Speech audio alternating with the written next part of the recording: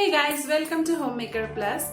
Guys, आज के video में मैं आपके साथ ऐसे कुछ टिप्स शेयर करूंगी सेविंग्स के लिए जो मैंने खुद अपने लिए किए हैं, क्योंकि मैं भी एक होम मेकर ही हूं और हम लोगों का तो बहुत सारा कुछ अमाउंट नहीं होता सेविंग्स करने के लिए। कुछ छोटे छोटे अमाउंट होते हैं, हम कुछ ग्रोसरी से सेव कर लेते हैं, कुछ हमारे मेहमान हम लोगों को दे देता है, तो हम क्या करते हैं वो सब हम गुल्लर में जमा करते रहते हैं।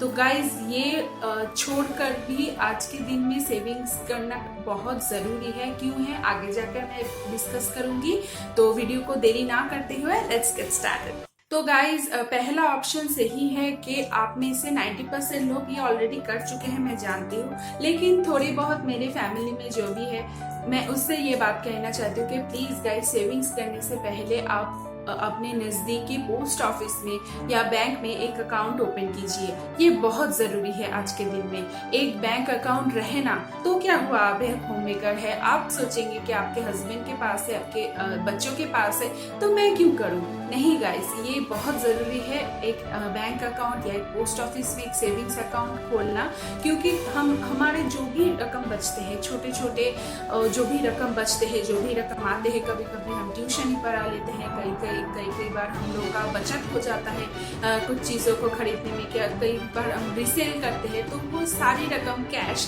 हम छोटे ही भले छोटे ही हो, लेकिन नज़दीकी जो बैंक है, जो पोस्ट ऑफिस है, वहाँ पर सेविंग्स करने के लिए हम जाएंगे। दूसरा ऑप्शन ये है, अगर आपने अकाउंट ओपन कर लिया तो थोड़ी थोड़ी रकम आरडी या एफडी में कन्वर्ट कर सकते हैं। आरडी क्या होता है, मैं बहुत ही छोटे में आपको बस समझा देती हूँ। आरडी यही होता है, आपको एक फिक्स्ड अमाउंट आप क्वार्टरली या मंथली एक ड्यूरेशन के टाइम आपको बैंक में या पोस्ट ऑफिस में जमा करना होता है।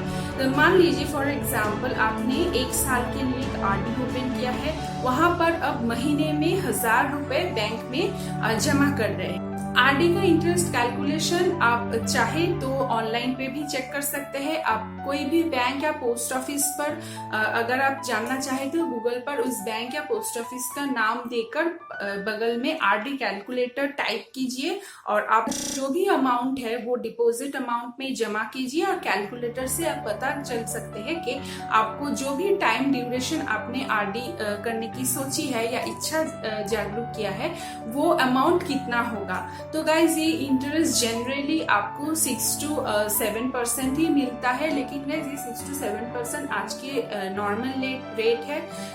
कोई भी आप डिपॉजिट कीजिए। एक तो है ये एक लो रिस्क है, इसमें कोई ज्यादा रिस्क नहीं है। हालांकि मैं आज जो भी आपसे शेयर करूंगी वो सारे ही लो रिस्क में ही आता है। मैं आपसे कोई हाई रिस्क इन्वेस्टमेंट या हाई रिस्क सेविंग्स करने को नहीं बोलूंगी, क्योंकि हम लोग जानते हैं, हम लोग कितना माइंड सेटअप करके चलते हैं कि हाँ कुछ हो ना जाए, हमारे ये पैसे कुछ हो ना जाए। तो इसीलिए मैं वो आपसे रिक्वेस्ट करूंगी कि ये एक आरडी आप ओपन कर सकते हैं। और एफडी क्या होता है, एफडी होता है आप एक टोटल अमाउंट, मान लीजिए आपके पास 50,000 रुपीज है, आप वो 2 साल के लिए या 3 साल के लिए जमा करना चाहते हैं। वो 2 साल 3 साल के लिए जमा कीजिए, आपका इंटरेस्ट जनरली 6% to 7% ही आ जाता है।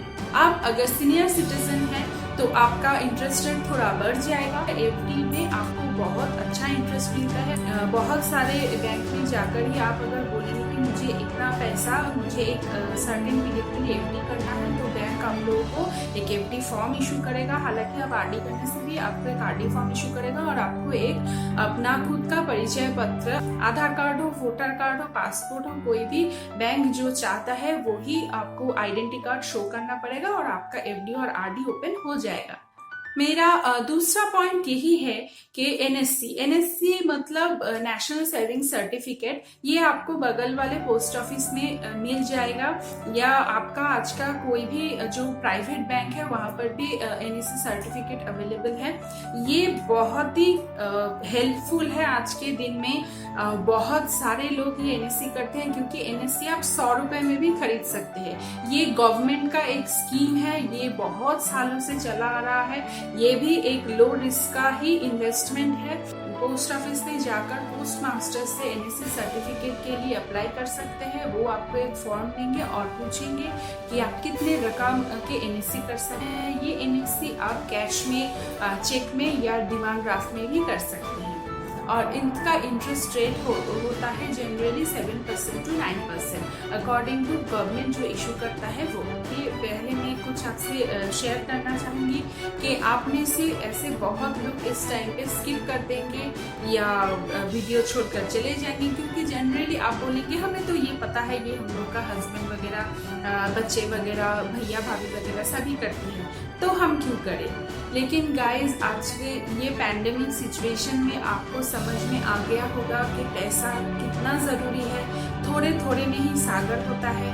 कोई इस पैंडेमिक सिचुएशन में कि बहुत सारे मेरे फ्रेंड्स हैं जिन लोगों का काम चला गया है, उनके वाइफ हाउस वाइफ्स है, अभी वो भी काम करने के लिए उत्सुक जाग रहे हैं, तो वो भी सोच रहे हैं कि हमने कुछ जमा किए होते तो आज हमें ये दिन देखना नहीं पड़ता। वो हम लोग का, क्योंकि पैसा ऐसा चीज़ है, ये सारी चीज़ें सेविंग्स की चीज़ें ऐसी चीज़ है जो हम लोग का जब अचानक से कुछ आफत आ जाती है तभी हम लोग का काम में आता है।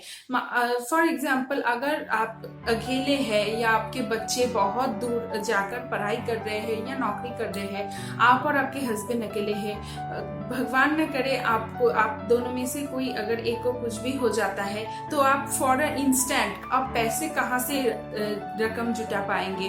अगर ये सारी चीजें आपको एक सर्टिफिकेट में भी मिलेगा और ये सर्टिफिकेट जमा कर भी आप बैंक से या कोई भी फाइनेंशियल इंस्टीट्यूशन से आप लोन भी ले सकते हैं।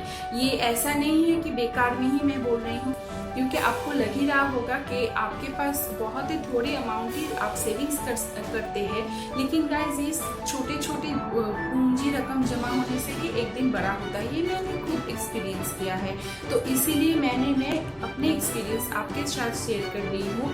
बाकी मैं 2 ऑप्शंस और कवर करूँगी, वो भी बहुत ही आसान होगा, लेकिन ये आपको एक स्टेप लेना है, आपको डिटरमाइन होना है कि हाँ मेरे पैसे सिर्फ मेरे पर्स में नहीं रहेंगे, मेरे गुल्लर में नहीं रहेंगे, मेरे कुछ छुपे हुए जगह पे नहीं रहेंगे, ये सीधे बैंक या पोस्ट ऑफिस में जाएंगे और हम इस चीज़ों को इन्वेस्ट करेंगे। तो मेरा 4th पॉइंट यही है एसआईपी सिस्टमेटिक इन्वेस्टमेंट प्लान है। ये बहुत सारी ये सोचते हैं कि ये एक म्यूचुअल फंड है जिसमें हम लोग इन्वेस्ट करना होगा, जिसमें रिस्क बहुत सारा होगा। गाइज ये एक म्यूचुअल फंड ही है, लेकिन उतना हाई रिस्क वाला म्यूचुअल फंड नहीं है। आपको हमेशा टीवी पर बैठकर या कोई भी ऑनलाइन साइट पर बैठकर आपको ये देखना नहीं पड़ेगा कि कितना शेयर अप एंड डाउन हुआ, मेरा नुकसान हुआ कि लॉस हुआ, ऐसा नहीं है। ये एसआईपी जनरली इंडियन मार्केट में 3 to 4 शेयर्स में ही इन्वेस्ट होता है, जहां पर तकरीबन देखा गया है प्रॉफिट ही आता है, लॉस नहीं आता है। इसमें आपका बहुत छोटे रकम भी, जैसे 500 हो गया, 1000 रुपीज हो गया, आप हर महीने जमा करते जाए या आप क्वार्टरली भी जमा कर सकते हैं अकॉर्डिंग टू यू। इसके लिए मैंने फिर से वही कहूंगी, आपको एक सेविंग्स अकाउंट होना बहुत जरूरी है। आप कोई भी बैंक पे जाइए, वहां पर जनरली प्राइवेट बैंक पर ही अवेलेबल होता है, आप वहां पर जाइए, वहां पर बोलिए आप एसआईपी करना चाहती हैं, तो वो लोग आपको एसआईपी फॉर्म देंगे और 2-3 इन्वेस्टमेंट ऑप्शंस का भी आप लोगों को बताएंगे। आप उनमें से चूज कीजिएगा। ICICI का फंड जो है म्यूचुअल फंड, वो जनरली ठीक ही होता है, मैंने भी वहाँ पर इन्वेस्ट किया है। तो आप वहाँ पर इन्वेस्ट करेंगे तो आपको हर महीने एक अमाउंट वो डिडक्ट होकर कटेगा। लेकिन आप सब ये पूछेंगे क्या ये शॉर्ट टर्म है, क्या मैं ये 2 साल या 3 साल के लिए कर सकती हूँ? हाँ बेशक आप कर सकते हैं, लेकिन ये जनरली बहुत बड़े बड़े जो इन्वेस्टर गुरु है वो बोलते हैं कि ये एसआईपी जो है वो लॉन्ग टर्म में आपको बहुत फायदा देता है।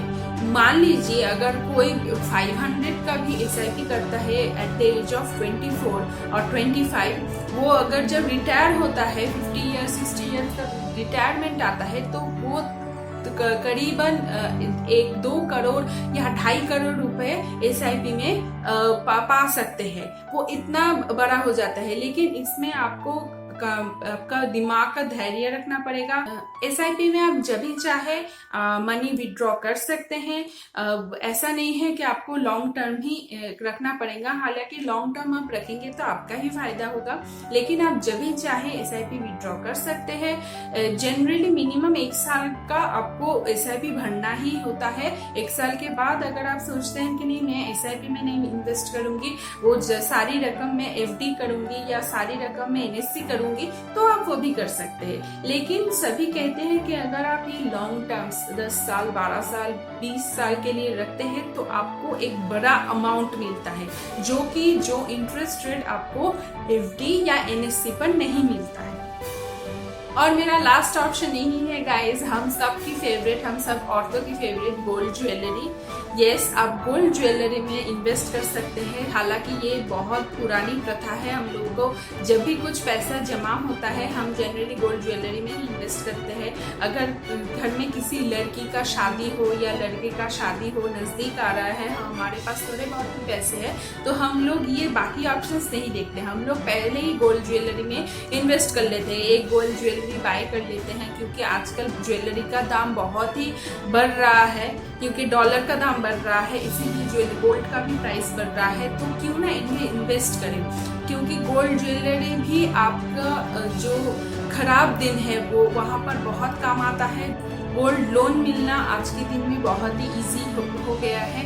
आप वहाँ पर आपको ज्वेलरी भी नहीं बेचना पड़ेगा, आप लोन भी पा सकते हैं। मैक्सिमम सभी बैंक ने ये गोल्ड लोन चालू कर लिया है, तो आप चाहे तो गोल्ड में भी इन्वेस्ट कर सकते हैं। तो गाइज ये था मेरा आज का वीडियो। हालांकि ये बहुत ही इजी वीडियो था, लेकिन ये एक स्टेप भी कोई नहीं लेता है। उन सभी औरतों के लिए ये मेरा एक बूस्टअप है कि आप जाइए, अपने लिए ही सेविंग्स कीजिए, अपनी फैमिली के लिए सेविंग्स कीजिए, क्योंकि खराब सिचुएशन कब आता है किसी को नहीं पता है। तो मिलते हैं मेरी अगली वीडियो में, तब तक के लिए अपना ख्याल रखिए, अपना परिवार का ख्याल रखिए, आप स्वस्थ रहिए। तब तक के लिए bye bye and take care.